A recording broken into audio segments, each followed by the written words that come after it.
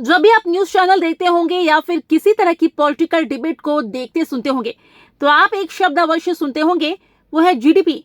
हम अक्सर सुनते हैं कि भारत का जीडीपी इतना हो गया, भारत का जीडीपी उतना हो गया। लेकिन क्या आप जानते हैं कि ये जीडीपी होता क्या है और इसे कैसे कैलकुलेट किया जाता है?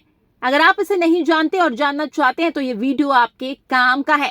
आज के इस वीडियो में हम जीडीपी के बारे में जानेंगे। हम आपको बताएंगे कि जीडीपी क्या होता है और इसे कैसे कैलकुलेट किया जाता है। तो बस चलिए जानते हैं इसे। जीडीपी क्या होता है? जीडीपी यानी ग्रॉस डोमेस्टिक प्रोडक्ट। ये किसी देश की अर्थव्यवस्था की सेहत का एक प्रमुख इंडिकेटर होता है।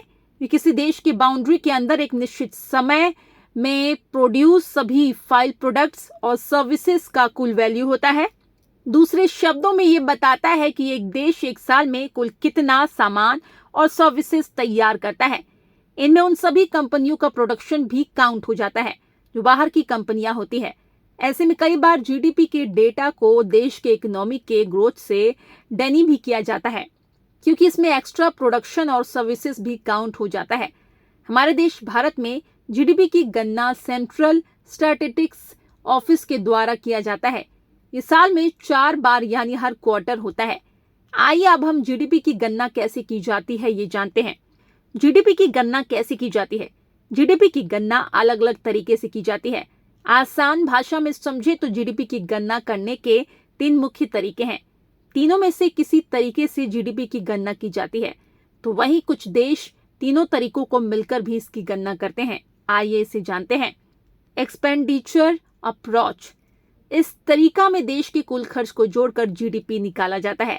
इसमें consumption expenditure, private investment, government expenditure G को जोड़ लिया जाता है और फिर एक्सपोर्ट्स एक्स, इंपोर्ट्स एम को घटा लिया जाता है और फिर इसको ओवरऑल से जोड़कर जीडीपी निकाला जाता है। इसका फॉर्मूला जीडीपी सी प्लस आई प्लस जी प्लस एक्स माइनस एम होता है। इनकम अप्रोच नंबर 2 है इनकम अप्रोच। ये देश में सभी प्रोडक्शन सेक्टर में प्रोड्यूस वस्तुओं और सर्विसेज के मूल्य को जोड़कर जीडीपी निकाला जाता है। ये एक तरह से सबसे आसान होता है और बहुत से देश इसका यूज करते हैं। इसके अलावा जैसे कि हमने आपको बताया, बहुत से देश इन तीनों को मिलाकर भी अपने देश का जीडीपी निकालते हैं। जीडीपी महत्वपूर्ण क्यों है? देश की इकोनॉमिक सिचुएशन एंड डेवलपमेंट का पता लगाने के लिए जीडीपी एक महत्वपूर्ण इंडिकेटर होता है।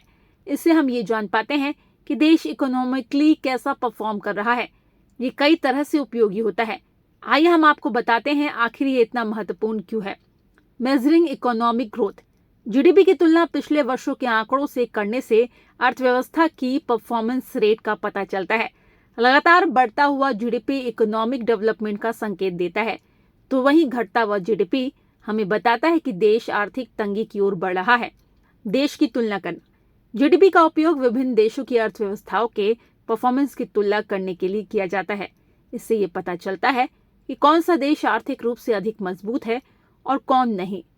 इससे हम अलग अलग देशों के बीच इकोनॉमी को भी कंपेयर कर सकते हैं। पॉलिसी बनाने में सहायता। जीडीपी के आंकड़ों के आधार पर सरकारें इकोनॉमिक पॉलिसीज बनाती है। उदाहरण के लिए कम जीडीपी ग्रोथ रेट के समय सरकारें इकोनॉमिक रिफॉर्म के लिए कदम उठा सकती है।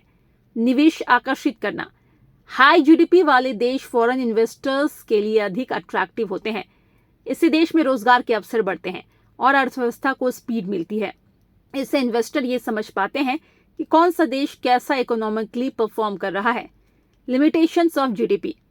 अब तक तो आपने जीडीपी के इंपॉर्टेंस को समझा और जाना कि ये कैसे अर्थव्यवस्था का एक महत्वपूर्ण इंडिकेटर है, लेकिन इसमें कुछ लिमिटेशन भी है। इसी वजह से सिर्फ जीडीसीपी के आंकड़ों से हम किसी देश के इकोनॉमिक डेवलपमेंट को नहीं समझ सकते। आइए इसकी लिमिटेशन को जानते हैं। जीडीपी केवल बाजार मूल्य को शामिल करता है। जीडीपी सिर्फ उन्हीं वस्तुओं और सेवाओं की गणना करता है जिनका बाजार में लेन देन होता है। खुद का काम जैसे फ्रीलांसर, डेली वेज वर्कर, इन सब को जीडीपी में शामिल नहीं किया जाता। आर्थिक असमानता को नहीं दिखाता। जीडीपी इनकम डिस्ट्रीब्यूशन को नहीं बताता। जीडीपी ये नहीं बताता कि देश में इनकम का डिस्ट्रीब्यूशन कैसा है। हाई जीडीपी होने के बावजूद देश में इनकम इनइक्वालिटी हो सकती है और ऐसा हमने कई सारे देशों में देखा है। Ignores environmental costs. ये नेचुरल रिसोर्सेज के उपयोग या प्रदूषण, नेचर डिप्लेशन को ध्यान में नहीं रखता है। ऐसे में वो सभी का फैक्टर्स जो एनवायरनमेंट को नुकसान पहुंचाते हैं, इन सभी की गणना इसमें नहीं की जाती।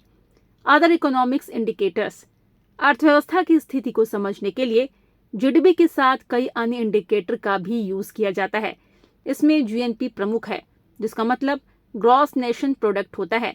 इसमें ओवरऑल ये देखा जाता है कि देश की कंपनियां कितना प्रोडक्शन कर रही है। इसमें जीडीपी की तरह बाहर की कंपनियों का प्रोडक्शन नहीं काउंट किया जाता है। हालांकि इसमें विदेशों में भारतीय कंपनियों के प्रोडक्शन को भी इसमें काउंट किया जाता है। उम्मीद करते हैं आपको ये वीडियो पसंद आई होगी। वीडियो पसंद आई हो तो इसे लाइक करें, चैनल को सब्सक्राइब करें, बेल आइकन ऑन कर दीजिए और हाँ, वीडियो को शेयर करना ना भूलें।